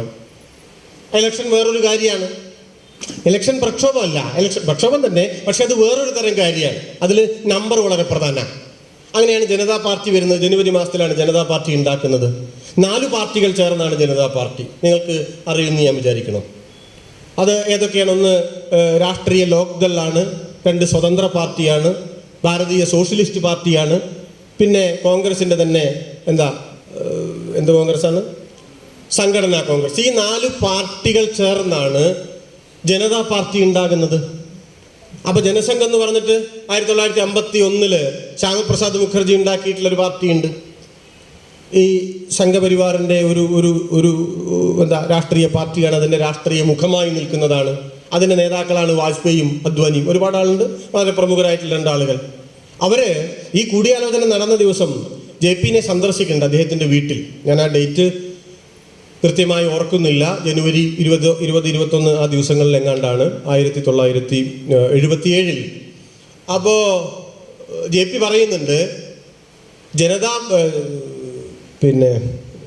ജനസംഘം പിരിച്ചുവിട്ടാൽ നിങ്ങൾക്ക് ജനതാ പാർട്ടിയിൽ, പിരിച്ചുവിട്ടാൽ പിന്നെ പാർട്ടിയില്ല, പിന്നെ വ്യക്തികളാണല്ലോ, നിങ്ങൾക്ക് വ്യക്തികൾ എന്നുള്ള നിലയ്ക്ക് പിന്നീട് ജനതാ പാർട്ടിയിൽ ചേരാം. അതല്ലാതെ ജനസംഘം ജനതാ പാർട്ടിയിൽ ലയിച്ചിട്ടില്ല കേട്ടോ, നല്ലോണം മനസ്സിലാക്കണം. അപ്പോൾ ഞങ്ങളൊന്ന് ആലോചിക്കട്ടെ എന്ന് പറഞ്ഞ് വാജ്പേയിയും അദ്വാനിയും JP-യുടെ വീട്ടിൽ നിന്ന് തിരിച്ചു പോകാൻ അന്ന് തന്നെ അവർ ജനസംഘം പിരിച്ചുവിട്ടു. അത് വേറൊരു സാധനമാണല്ലോ. അന്ന് തന്നെ അവർ ജനസംഘം പിരിച്ചുവിടുകയും ജനതാ പാർട്ടിയിൽ അതിലെ ആളുകൾ, വ്യക്തികളാണ്, ജനസംഘമല്ല, വ്യക്തികൾ ചേരാൻ തീരുമാനിക്കുകയും ചെയ്തു. അങ്ങനെയാണ് ജനതാ പാർട്ടി ഉണ്ടാവുന്നത്. ഈ ജനതാ പാർട്ടിയുമായി തെരഞ്ഞെടുപ്പിൽ ഇടതുപക്ഷം എന്ന് പറയാൻ പറ്റില്ല, കമ്മ്യൂണിസ്റ്റ് പാർട്ടി എന്ന് തന്നെ പറയണ്ടേ, അല്ലെങ്കിൽ CPM എന്ന് തന്നെ പറയണം, അത് സഖ്യമുണ്ടായിട്ടുണ്ട്. അത് വേറൊരു കാര്യമാണ്. പിന്നീട് മൊറാർജി ദേശായിയുടെ മന്ത്രിസഭ വരുന്നു, അതിൽ നിന്ന് പുറത്തു വരുന്നു. അങ്ങനെയുള്ള ഒരു രാഷ്ട്രീയ ചരിത്രമൊക്കെ നിങ്ങൾക്ക് അറിയുമായിരിക്കും ഞാൻ വിചാരിക്കുന്നു. ഇന്ദിരാഗാന്ധി 1980 നിലവിലുള്ള കോൺഗ്രസിനെ പുലർത്തി മറ്റൊരു കോൺഗ്രസ് ഉണ്ടാക്കുന്നു. അതൊക്കെ ഭയങ്കര രസമുള്ളൊരു കാര്യമാണ് കേട്ടോ. ആ കോൺഗ്രസ്സൊക്കെ കോൺഗ്രസ് എന്ന പേരിലാണ് അവർ ജനുവരി 2-ാം തീയതിയോ 2-3-ാം തീയതിയോ മറ്റൊരു കോൺഗ്രസ് ഉണ്ടാകുന്നത്. അതിങ്ങനെ പല കൈവഴി തിരിഞ്ഞു വന്ന് പോയിട്ടുള്ള കോൺഗ്രസിൻ്റെ ഒരു സംഘടന ചരിത്രമൊക്കെ നമ്മൾ പരിശോധിക്കണം. നമ്മുടെ ഇന്നത്തെ ഒരു വിഷയമായി ബന്ധപ്പെട്ട കാര്യമല്ല. പക്ഷേ ഞാൻ വീണ്ടും നിങ്ങളോട് അഭ്യർത്ഥിക്കുന്നത്, ബൂക്കാസയുടെയൊക്കെ ഒരു മുതിർന്ന പ്രവർത്തകർ എന്നൊക്കെ നിലയ്ക്ക് ഞാൻ നിങ്ങളോട് അഭ്യർത്ഥിക്കുന്നത്, ഈ സമകാലീന രാഷ്ട്രീയത്തിൻ്റെ ചരിത്രം പഠിക്കുന്നത്, അത് ജനങ്ങൾക്കിടയിൽ പ്രചരിപ്പിക്കുന്നത് ഇന്നത്തെ യാഥാർത്ഥ്യങ്ങളെ പ്രതിരോധിക്കാനുള്ള വലിയ മരുന്നുകളിലൊന്നാണ് എന്നതുകൊണ്ട് അത് ചെയ്യണം അതുകൊണ്ടാണ് ഞാനിങ്ങനെ ഒരു വഴിക്ക് ഇത് കൊണ്ടുവന്ന് നിർത്തുന്നത്. നോക്കൂ, ഈ ഒരു കാര്യം കഴിഞ്ഞു. കോൺഗ്രസിൻ്റെ ഭരണം വീണ്ടും വന്നു. പിന്നീട് 90-കൾക്ക് ശേഷം കോൺഗ്രസ് ദുർബലമായി, ഗ്ലോബലൈസേഷൻ വന്നു. ഇന്നത്തെ ഒരു പുതിയ കാര്യം വന്നിരിക്കുകയാണ്. അപ്പം നാം ചരിത്രത്തിൽ നിന്ന് പഠിക്കുന്ന ഒരു പാഠം എന്താണ്? ഇപ്പം അന്ന് ഒരു അർദ്ധ ഫാസിസ്റ്റ് ഭീകരവാഴ്ചയാണ്. അത് ഈ ജനാധിപത്യത്തെ ആകെ തവിടുപൊടിയാക്കി, താറുമാറാക്കി, തകിടം മറച്ചു എന്ന് നമ്മൾ കണ്ടു. അതിൽ നിന്ന് നാം മനസ്സിലാക്കേണ്ടുന്ന, പഠിക്കേണ്ടുന്ന ഒരു കാര്യം, നേരത്തെ ഞാൻ സൂചിപ്പിച്ചതുപോലെ, ഇന്ത്യയിലെ ബൂർഷ്വാസിക്ക്, ഭരണവർഗത്തിന് അകത്ത് നിന്ന് തന്നെ ഈ സംവിധാനങ്ങളെ ആകെ തവിട് പൊടിയാക്കാനുള്ള സംവിധാനങ്ങളുണ്ട് എന്നുള്ളതാണ്. അതിനുള്ള രീതിശാസ്ത്രങ്ങൾ അവരുടെ കയ്യിലുണ്ട് എന്നാണ് നാം മനസ്സിലാക്കേണ്ടത്. അങ്ങനെ മനസ്സിലാക്കുമ്പോൾ ഇന്നത്തെ ഒരു കാര്യം കൂടി പറഞ്ഞുകൊണ്ട് ഞാൻ അവസാനിപ്പിക്കാം. അത് ഇന്നത്തേത് അപ്രഖ്യാപിത അടിയന്തരാവസ്ഥയല്ല, അത് നമ്മുടെ ഒരു ഭാവനയാണ്, അല്ലെങ്കിൽ നമ്മുടെ ഒരു കൽപ്പനയാണ്. അതുകൊണ്ട് അടിയന്തരാവസ്ഥ എന്നൊരു കാര്യവുമായി ബന്ധപ്പെടുത്തി തന്നെ ഇന്നത്തെ ഒരു രാഷ്ട്രീയ സാമൂഹ്യ അവസ്ഥയെ പറഞ്ഞുകൊള്ളണമെന്ന് നിർബന്ധമൊന്നുമില്ല. മറിച്ച് ഇന്ന് നമ്മളെല്ലാവരും ഇപ്പോൾ ഈ അടുത്ത കാലത്ത് വളരെ ഗൗരവത്തിൽ ചർച്ച ചെയ്തതുപോലെ ഒരു ഫാസിസത്തിൻ്റെതായിട്ടുള്ള ലക്ഷണങ്ങൾ കാണിക്കുന്ന ഒരു സർക്കാരും അതിൻ്റെ കീഴിലായിപ്പോയ ഭരണഘടനാ സംവിധാനങ്ങളും നിലനിൽക്കുന്ന ഒരു സമൂഹമായി, രാഷ്ട്രമായി ഇന്ത്യ മാറി എന്നുള്ളതാണ്. അങ്ങനെ നോക്കുമ്പോൾ എന്താണ് ഫാസിസം, എന്താണ് നവ ഫാസിസം തുടങ്ങിയിട്ടുള്ള കാര്യങ്ങൾ നമുക്ക് ചർച്ച ചെയ്യേണ്ടുന്നൊരു കാര്യമാണ്. ഒരുപാട് ആളുകൾ വിചാരിച്ചു വെച്ചിട്ടുള്ളത് ഫാസിസം എന്ന് പറയുന്നത് ഒരു അമിതാധികാര പ്രവണത മാത്രമാണ് എന്നതാണ്.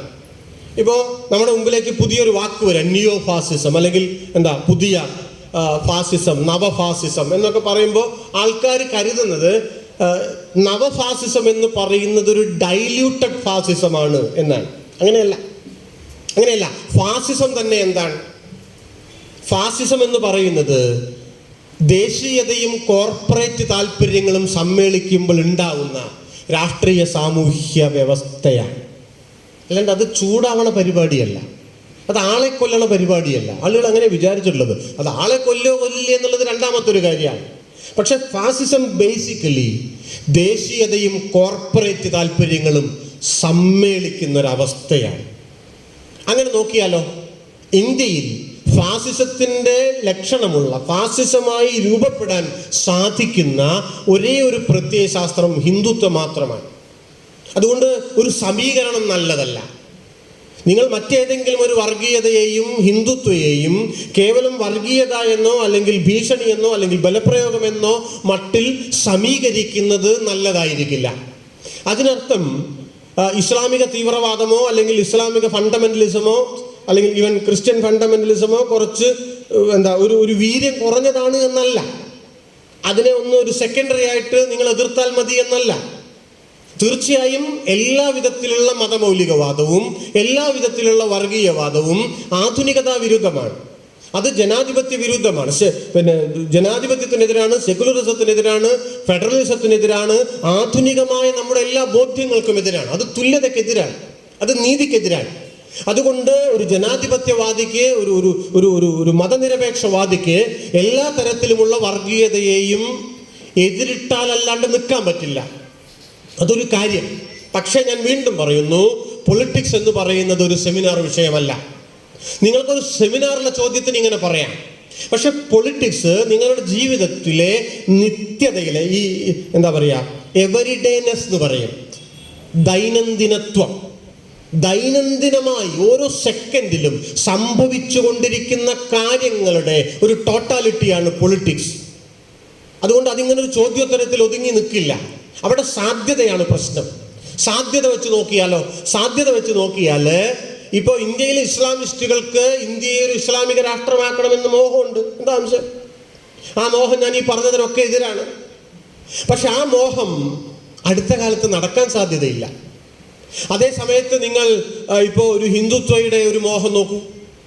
ഞാനത് നടക്കുമെന്ന് പറയല്ല. പക്ഷേ ഇസ്ലാമിസ്റ്റുകൾക്ക് ഇന്ത്യയെ ഇസ്ലാമിക രാഷ്ട്രമാക്കി മാറ്റാൻ കഴിയുന്നതിനേക്കാൾ വേഗത്തിൽ അഥവാ എളുപ്പത്തിൽ ഹിന്ദുത്വക്ക് ഇന്ത്യയെ ഒരു ഹിന്ദുത്വ രാഷ്ട്രമാക്കി മാറ്റാൻ സാധിക്കും. ഞാൻ വീണ്ടും പറയാണ്, സാധിക്കുന്നല്ല ഞാൻ പറയുന്നത്. There is A chance. അത് കൂടുതലാണ്.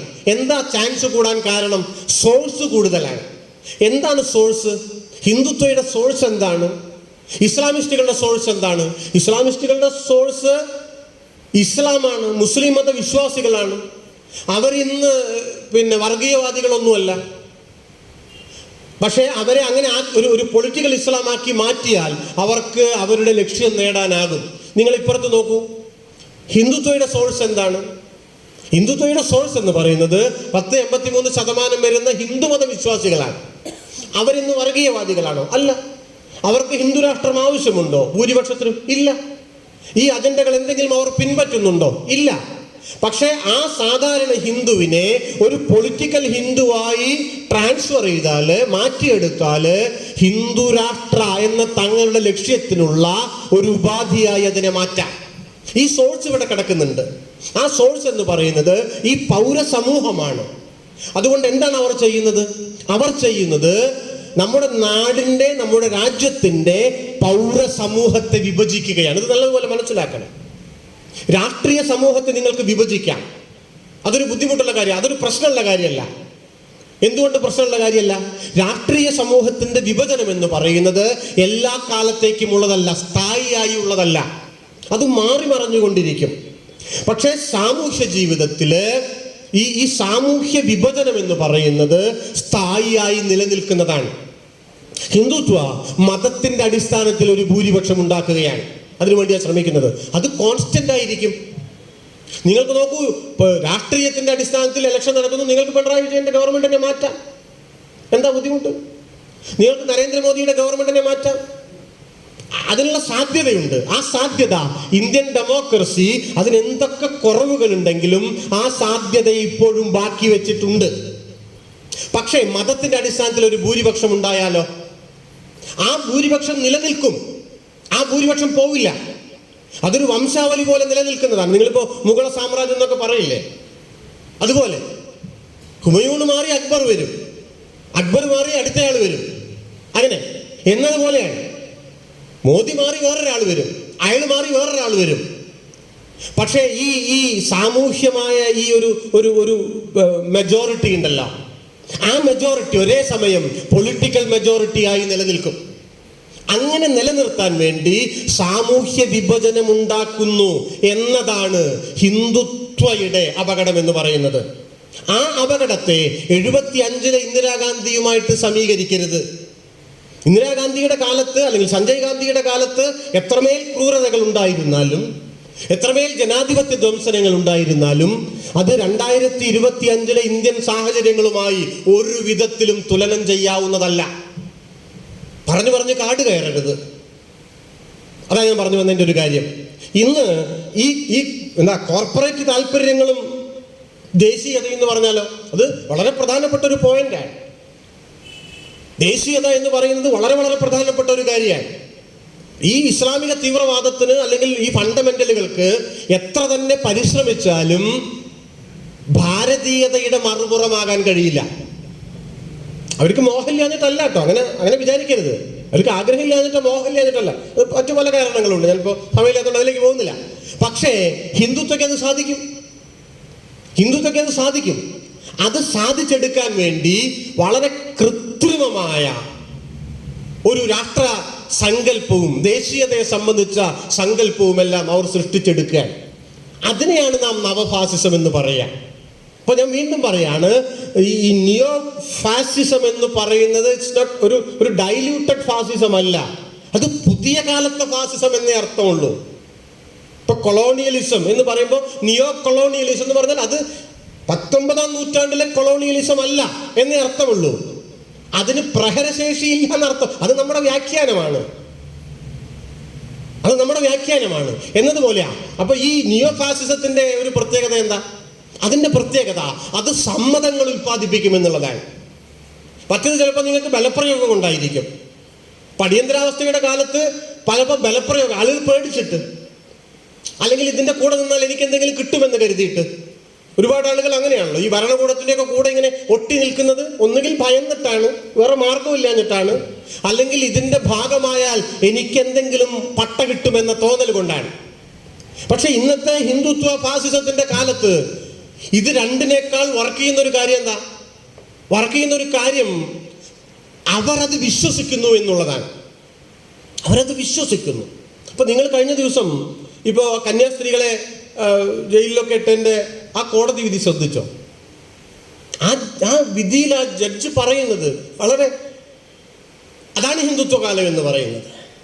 ആ വിധിയില് ആദ്യം മുതൽക്ക് തന്നെ പറയുന്നുണ്ട് ഇതെല്ലാം പൊട്ടത്തരാണ്. ഈ പരാതിക്കാരുടെ മൊഴിയുടെ അല്ലെങ്കിൽ പരാതിയുടെ അടിസ്ഥാനത്തിൽ ആരാണ് പരാതിക്കാർ ബജറംഗ് ദളാണ്. നിങ്ങളൊന്ന് ആലോചിച്ച് നോക്കൂ. 2 കന്യാസ്ത്രീകള് 3 കുട്ടികളും ഈ ഒരു ചെറുക്കനും അവിടെ ഇരിക്കുമ്പോൾ TT വന്ന് നോക്കുമ്പോൾ ഇവരുടെ എന്തോ ടിക്കറ്റ് ഇല്ല. നിങ്ങൾ ഇത് തൃശ്ശൂർ റെയിൽവേ സ്റ്റേഷനിലാണ് ഒന്ന് ആലോചിച്ച് നോക്കൂട്ടാ. തൃശ്ശൂർ റെയിൽവേ സ്റ്റേഷനിലാണ് ഈ കാര്യം സംഭവിക്കുന്നത്. എന്താ സംഭവിക്കുക? TT ചിലപ്പോൾ ഫൈൻ അടിക്കും, അല്ലേ, പിഴയിടും. ഇതൊക്കെ ചെയ്യേണ്ടതാ. ഇവിടെ എന്താ സംഭവിച്ചത്? ഇയാള് ബജറംഗ് ദളുകാരെ വിളിക്കുകയാണ്. ഇവിടെ ഇങ്ങനൊരു സംഭവം തൃശ്ശൂർ റെയിൽവേ സ്റ്റേഷനിൽ ഒരാളുടെ ടിക്കറ്റ് ഇല്ലെങ്കിൽ, ഇനി ട്രെയിൻ ടിക്കറ്റ് ഈവൺ ഇല്ലെങ്കിൽ, അല്ലെങ്കിൽ അയാൾ അവിടെ എന്തെങ്കിലും ഒരു കച്ചറ നടത്തി എന്ന് വിചാരിക്കുക, അങ്ങനെ തന്നെ കൂട്ടുക. അവിടെയുള്ള TT ഈ തൃശ്ശൂർ ടൗണിലെ CPIM ലോക്കൽ സെക്രട്ടറിയെ വിളിക്കുമോ? ഇവിടെ 2 ആൾ ടിക്കറ്റ് ഇല്ലാണ്ട് ഇരിക്കുന്നുണ്ട്, ബെഞ്ചമിൽ പറഞ്ഞു വിളിക്കാം. എന്തുകൊണ്ടാണ് ഛത്തീസ്ഗഡിൽ അങ്ങനെ വിളിച്ചത്? ആ കേസ് ഇപ്പൊ എവിടെ എത്തി? ഒരു ടിക്കറ്റ് ഇല്ലാത്ത കേസാണ്. നിങ്ങളുടെ കയ്യിൽ മതിയായ യാത്രാരേഖകളില്ല എന്ന ഒരു കേസ് ഒരു പെനാൽറ്റി അടിച്ച് തീരേണ്ട കേസാണ്. ആ കേസ് ഇപ്പൊ NIAയുടെ കയ്യിലാണ്. ആ NIAയുടെ കോടതി പറഞ്ഞത് ആദ്യം അവരിങ്ങനെയൊക്കെ പറഞ്ഞു, ഇത് കാര്യമില്ല, ഇവരുടെ മൊഴി, ഇവരുടെ പരാതിയാണ്, ഈ കന്യാസ്ത്രീകളെല്ലാം പാവങ്ങളാണ്, ഈ പെൺകുട്ടികൾ നേരത്തെ ക്രിസ്ത്യനാണ്, അതുകൊണ്ട് ഇവിടെ മനുഷ്യക്കടത്തില്ല, മതപരിവർത്തന പ്രശ്നങ്ങളും ഇല്ല. എങ്കിലും എന്ത് ചെയ്യണം? എങ്കിലും FIR റദ്ദ് ചെയ്യണ്ടേ?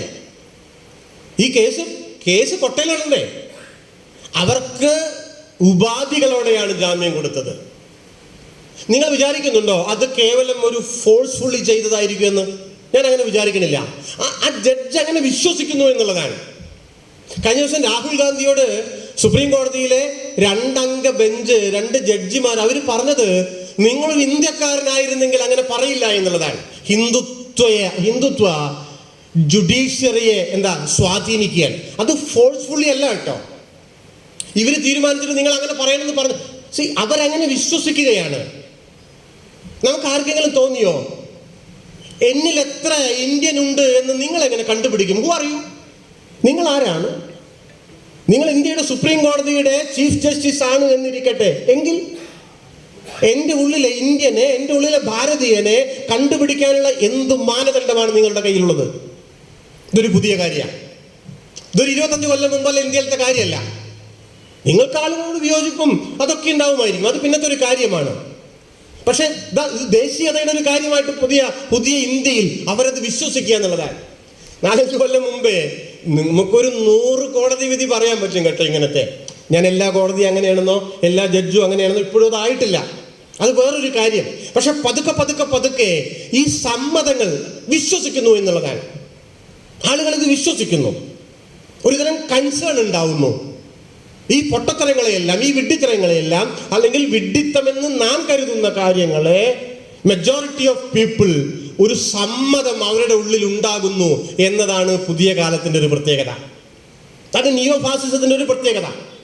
ഈ ജനാധിപത്യ സ്ഥാപനങ്ങളെ, ഭരണകൂട സ്ഥാപനങ്ങളെ, പ്രസ്സിനെ, അതുണ്ടാക്കുന്ന ഒരു പൊതുബോധത്തെ എല്ലാം തങ്ങളുടെ പ്രത്യയശാസ്ത്രത്താൽ സ്വാധീനിക്കുക, അങ്ങനെ ഒരു സമ്മതം ഉണ്ടാക്കുക. ആയുധം ഉപയോഗിച്ചിട്ടല്ല, പ്രത്യയശാസ്ത്രപരമായി തന്നെ അത്തരമൊരു സമ്മത നിർമ്മിതി നടന്നുകൊണ്ടിരിക്കുന്നു എന്നുള്ളതാണ് നമ്മൾ മനസ്സിലാക്കേണ്ടത്.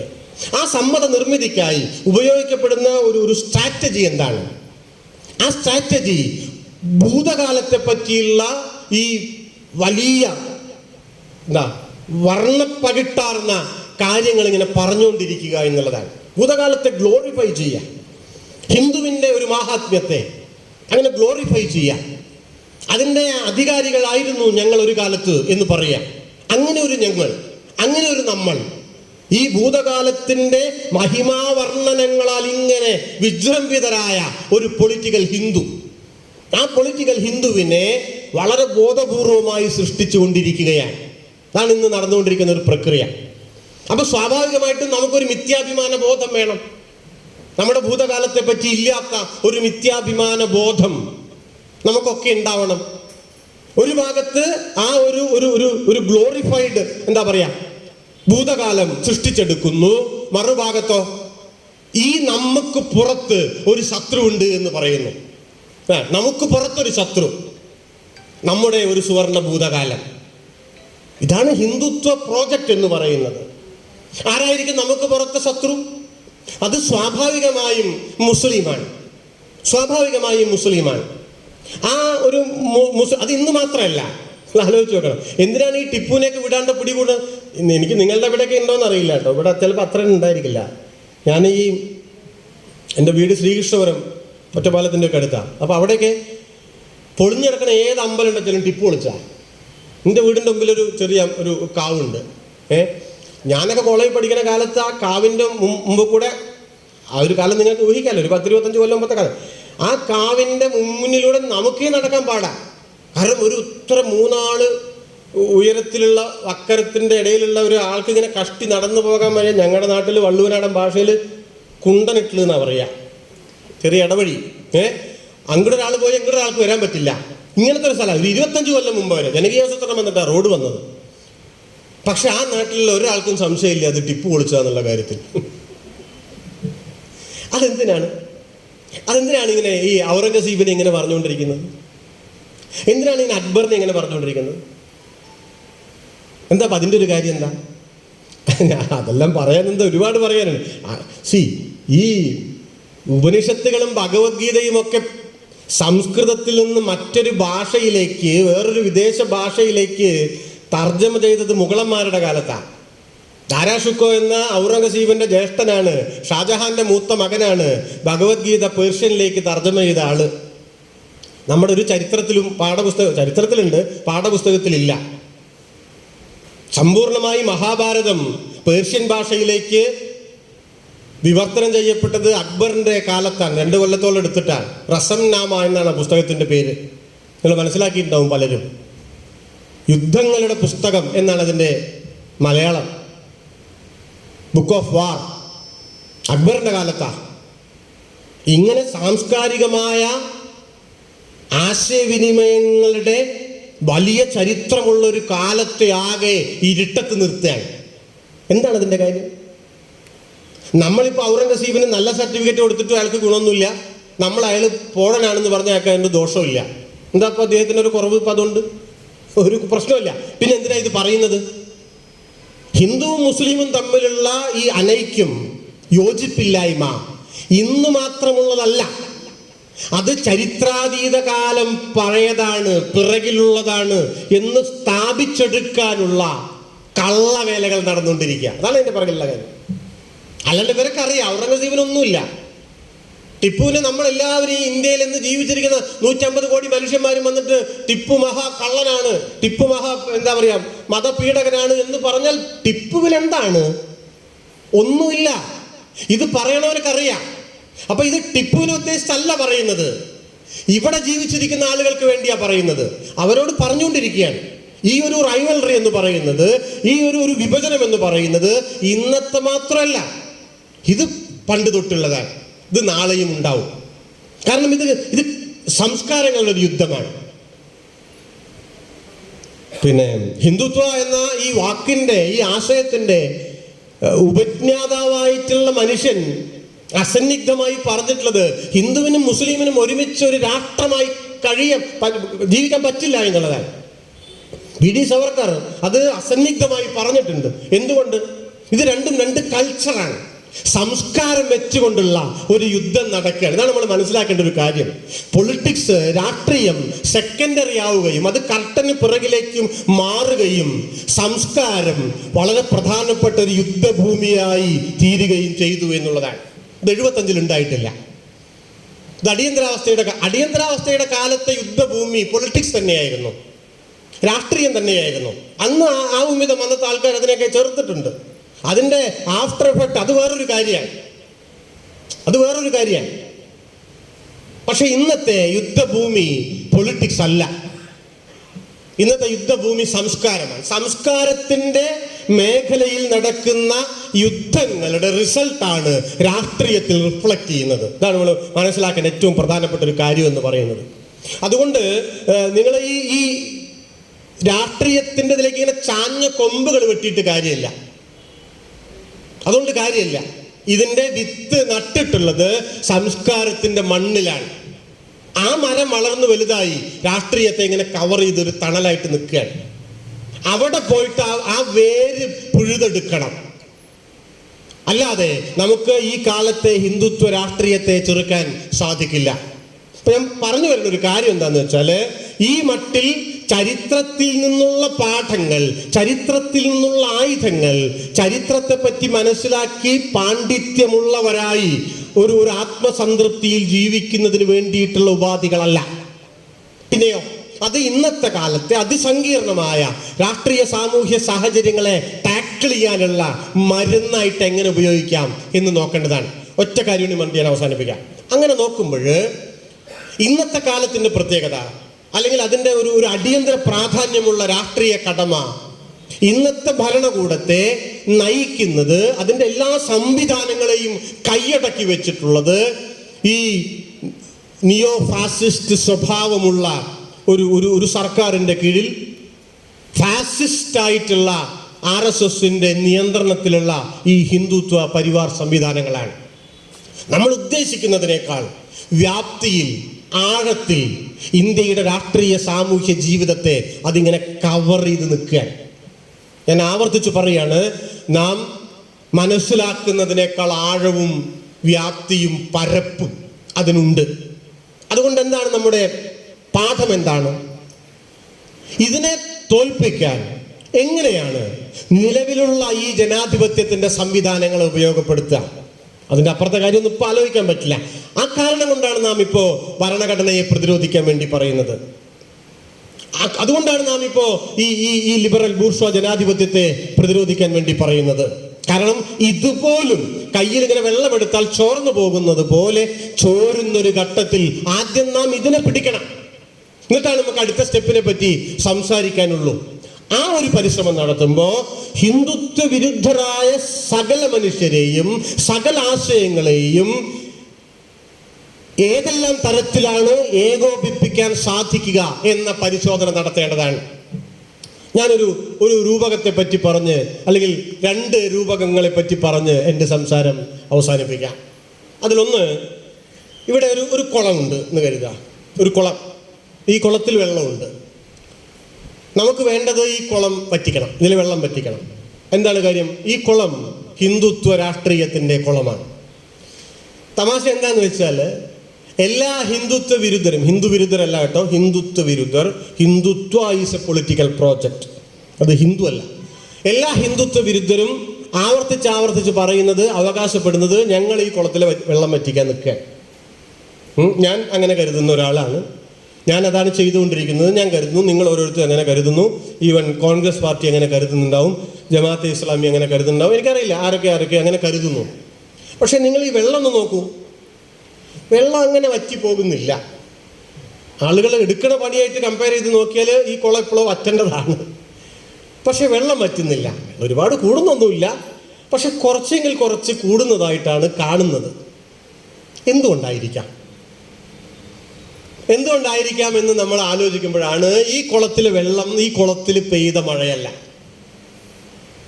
പിന്നെയോ അത് വേറൊരു ചോലയിൽ നിന്ന് വരുന്നതാണ്. ആ ചോല ഏതാണ്? അത് ഇത്തിരി അപ്പുറത്താണ്. ആ ചോല ഏതാണ്? അത് ചരിത്രമുണ്ട്, പുരാണമുണ്ട്, ഇതിഹാസമുണ്ട്, രാമായണമുണ്ട്, മഹാഭാരതമുണ്ട്, ഉപനിഷത്തുണ്ട്, കെട്ടുകഥകളുണ്ട്, എന്തൊക്കെയുണ്ട്. അതൊരു വലിയ ചോലയാണ്. ആ ചോലയിൽ നിന്നുള്ള ചെറിയ കൈവഴികളിലൂടെ, നീർച്ചാലുകളിലൂടെ ഒഴുകി വന്ന വെള്ളമാണ് ഈ കുളത്തിൽ നിറഞ്ഞു നിൽക്കുന്നത്.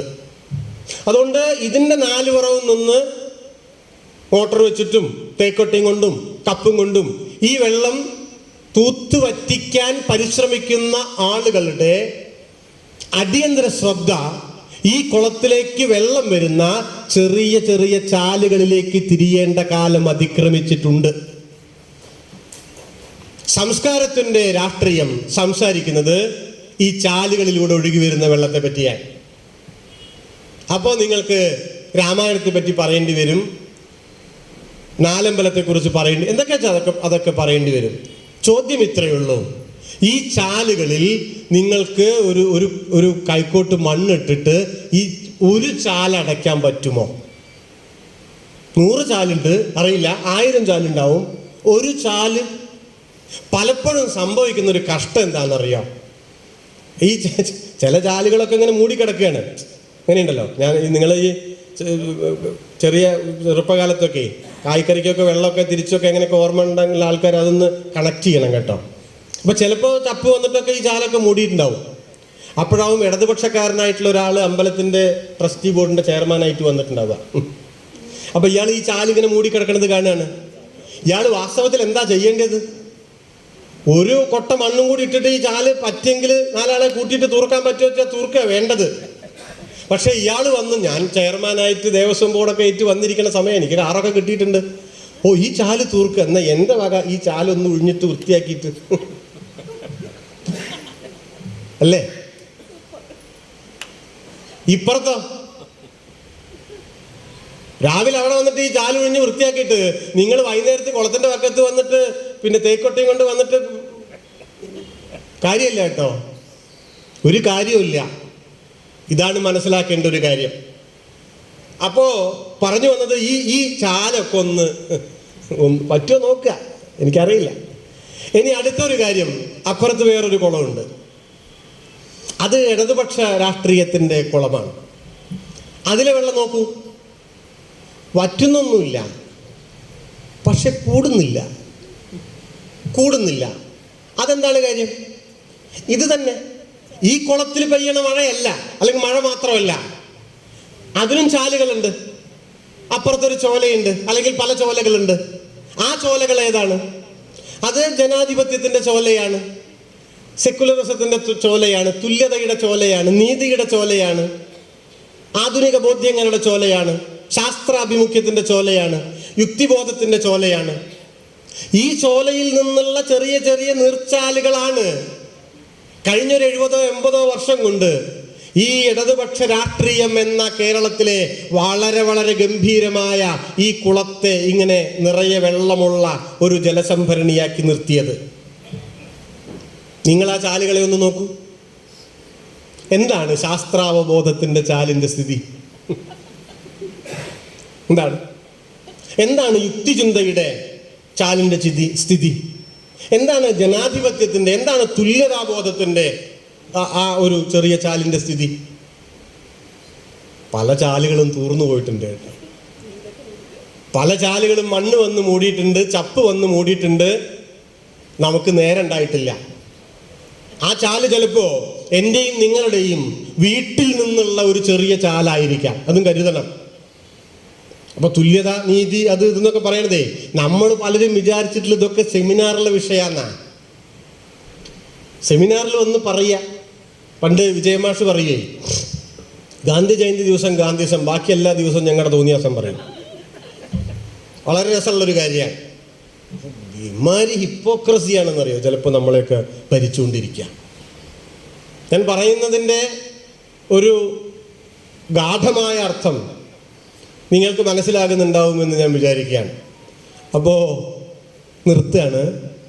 2 കുളങ്ങളിൽ ഒന്ന് നമുക്ക് വറ്റിക്കണം, ഒന്നിലെ വെള്ളം നമുക്ക് കൂട്ടണം.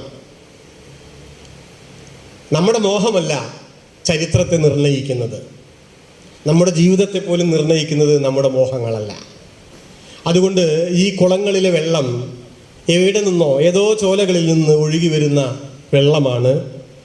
100,000 ചാലുകൾ 2 കുളങ്ങളിലേക്കുമുണ്ട്.